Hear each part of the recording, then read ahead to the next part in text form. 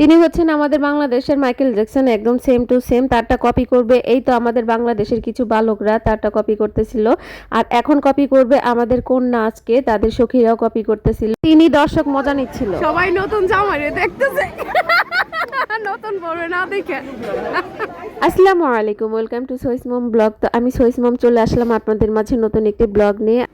এই তো আমি গায়ে হলুদের ড্রেস পরে রেডি হয়ে গেছি, দেখেন আমার ড্রেসটা। তো এখন আমি যাব পার্লারে, আমি একা যাব না, এই তো আরেকজন রেডি হয়ে গেছে, পার্লারে যাবে। আমার সাথে থাকেন, পাশে থাকেন। এই বৃষ্টিতে ছাতা মাথায় নিয়ে মা মেয়ে বের হয়ে গেছি, তারপর একটা রিক্সা পেয়ে গেছি, রিক্সায় উঠে আমরা পার্লারে চলে আসছি। তো দেখেন আমার সমান্তর ছু দিয়ে সাজুগাজু শেষ হয়ে গেছে। এখন আমার চুলটা বাঁধার পালা, চুলটা সেট হয়ে গেলে আমি আমার সাজুগাজু শেষ হয়ে যাবে। এই তো দেখেন আমার সাজুগাজু করা শেষ, এখন আমি চলে যাব বাসায়। তো অনেকক্ষণ পার্লারে কয়েকটা পিক তুলে কেমন লাগছে অবশ্যই কমেন্ট করে জানাবেন। আমরা সবাই মিলে চলে আসলাম বিয়ে বাড়িতে। আজকে যেহেতু গায়ে হলুদ, সবাই একই রকম কাপড় পরবে, একই রকম সাজ দিবে, এটাই তো।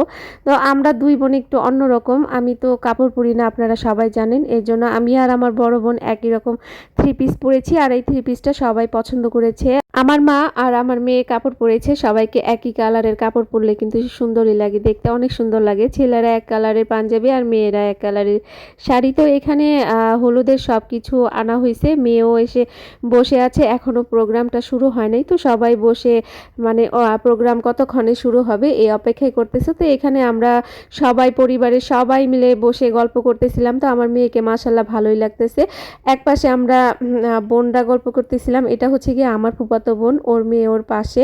তো ফুফাতো বোন, ফুফাতো ভাই বউ, ওই যে দেখেন আমার দুইটা ভাবি, তারা পিক তুলতেছে, তাদেরকেও মাশাল্লাহ অনেক সুন্দর লাগতেছে। তো আমার সহি তো জানেনি আমার বোনের মেয়েকে খুবই ভালোবাসে, তাকেই কুলে রাখে বেশি। তো আমার বোনের মেয়ে আমাদের কুলে তো আসেই না, শুধু সহির কুলে আসে। তো এখানে ফ্যামিলি একটা পিক তুলতেছিলাম, সাথে সাথে ভিডিও হয়ে গেছে।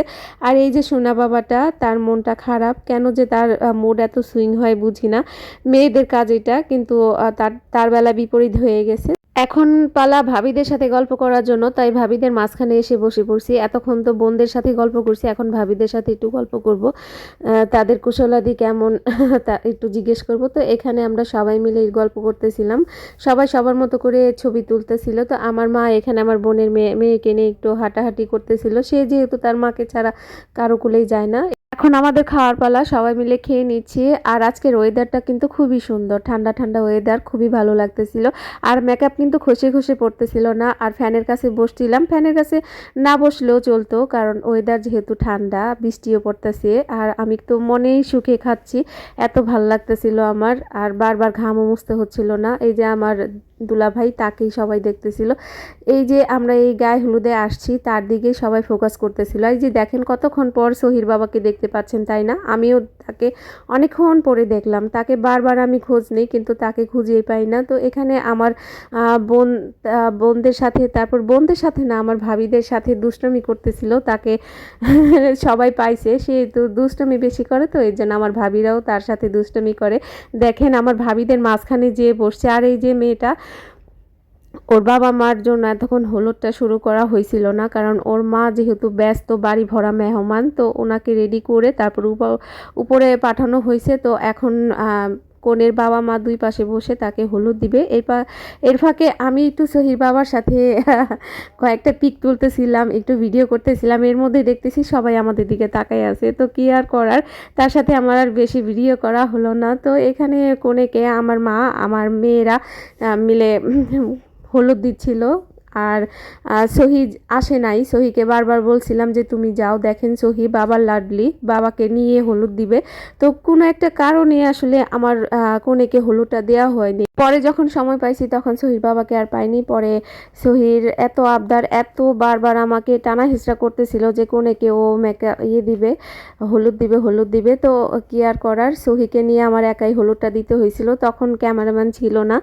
তো ওইটা ভিডিওটা হয় নাই, আমিও ভিডিওটা করি নাই। তো এর মধ্যে নাচানাচি শুরু হয়ে গেছে, হলুদের প্রোগ্রামটা শেষ হয়ে গেছে। আর সবগুলো ভিডিও তো দেখানো সম্ভব না, কারণ এত বড় ভিডিও আপনাদের কাছে ভালো লাগবে না, কিন্তু আমার মন চাইছে আমি পুরাটা ভিডিও দিয়ে দিই। এই যে কনের বান্ধবীরা, কনের বোনেরা যে নাচানাচি করতেছে, এটার গানটা দিলে কিন্তু খুবই ভালো লাগতো, কিন্তু খারাপ লাগতেছে আমি গান দিতে পারবো না, গান দিলে সমস্যা হবে। তো এটা এখানে যে তিনজন নাচতেছে, কনের বান্ধবীও আছে বা কনের চাচাতো বোনেরাও আছে বা ফুফাতো বোনেরাও আছে। আমি আসলে ওদেরকে আগে কখনো দেখি নাই, আমি যেহেতু এখানে থাকি না এর জন্য আমি ওদেরকে চিনি নাই।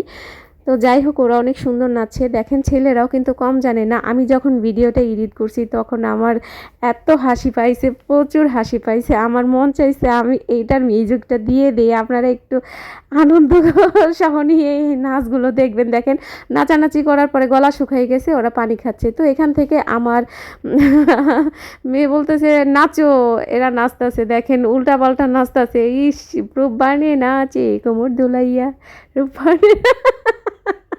আমার খুব মজা লাগছে ছেলেদের নাচটা দেখে। এই যে মাইকেল জ্যাকসন আমাদের বাংলাদেশের, দেখেন সে যে কি ডান্স দিবে।